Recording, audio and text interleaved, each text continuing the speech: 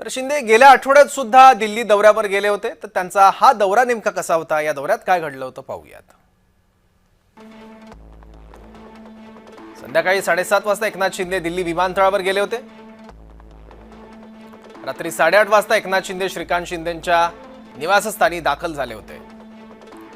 रात्री 9:15 वाजता खासदार श्रीरंग बारणे, नरेश मस्के, संदीपान भुमरेंसोबत त्यांची भेट घेत चर्चा झाली। रात्री 9:30 वाजता सर्व खासदार शिंदेंना भेटून निघाले। रात्री 11 वाजता एकनाथ शिंदेंनी गाडी बदलली।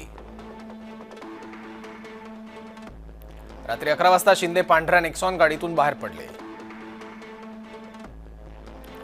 रात्री 11:10 पटेल चौक मेट्रो स्टेशनजवळ शिंदे पोहोचले। रात्री एका बड्या नेत्याची गुप्त भेट शिंदेंनी घेतल्याची चर्चा आहे। आज दुपारी 3 वाजता एकनाथ शिंदेंची खासदारांसोबत बैठक त्या दिवशी झाली। दुसऱ्या दिवशी